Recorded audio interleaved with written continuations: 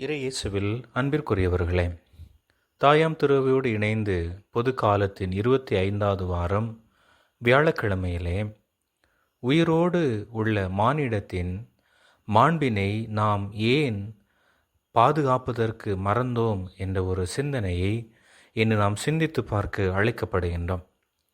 நாம் ஒரு பொருள் உயிரோடு இருக்கும்போது அதன் அருமையை உணர்வதில்லை. அது இல்லாமல் போகும்போது தான் அதன் பெருமையை உணர்கிறோம். ஒரு மனிதன் வாழுகிற வரை அவனை யாரும் நினைத்து கொள்வதில்லை. அவன் மரணமடைந்த பின்புதான் அவன் வெறுமையை உணர்ந்து அவனுக்கு இரங்கல் கூட்டங்கள் நடத்துகிறோம்.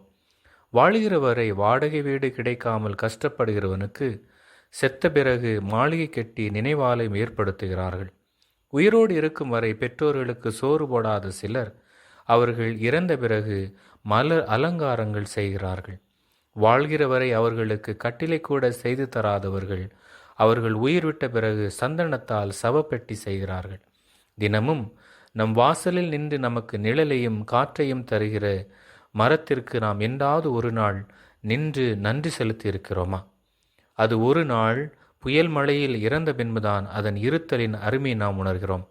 தொலைந்த சுகத்தை தான் தேடுகிறோம். காணாமல் போன மனிதர்களை கண்டுபிடிக்க நாம் பாடுபடுகிறோம். நம்மிடம் இருக்கும் இளமை தொலைந்த பின்புதான் அதை எப்படியெல்லாம் தவற விட்டுவிட்டோம் என்று யோசிக்கின்றோம். நம் பணி முடிந்த பிறகுதான், ஓய்வு பெற்ற பிறகுதான் இன்னும் என்னென்ன சேவைகள் செய்திருக்கலாம் என சிந்திக்கிறோம். பார்வை இருக்கும் வரை விழிகளின் பெருமை தெரிவதில்லை. இதைத்தான் ஏரோது மன்னனுடைய செயலில் இருந்து நாம் உணர்ந்து கொள்ள முடிகிறது. திருமுழுக்கு யோவான் உயிரோடு இருக்கும் வரை அவருடைய உண்மையை சான்று பகர்கின்ற செயல்களை ஏற்றுக்கொள்ள மனம் இருந்தும் அவருடைய புகழை நிலைநிறுத்துவதற்காக யோவானை அவர் தலை வெட்ட செய்தார்.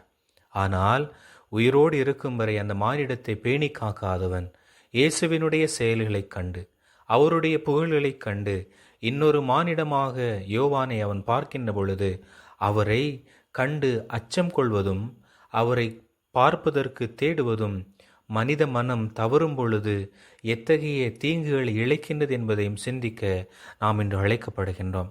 ஆகவே உணர்ந்து கொள்வோம் அன்பிற்குரியவர்களே, உண்மை என்பது மானிடம் உடன் வாழும் வரை மட்டும்தான் நிலைத்து நிற்கும் என்பதல்ல. மாறாக அவருடைய செயல்கள் நலமானதை சுட்டி காட்டுகின்ற பொழுது இறந்த பொழுதும் அவை பேணி காக்கப்படும், தவறுகளை சுட்டி காட்டும் என்பதை உணர்ந்து கொள்வோம். மானிடத்தை பேணி காத்து நலமான சமுதாயத்தை உருவாக்குவோம். இறைவன் என்றும் நம்மோடு. ஆமேன்.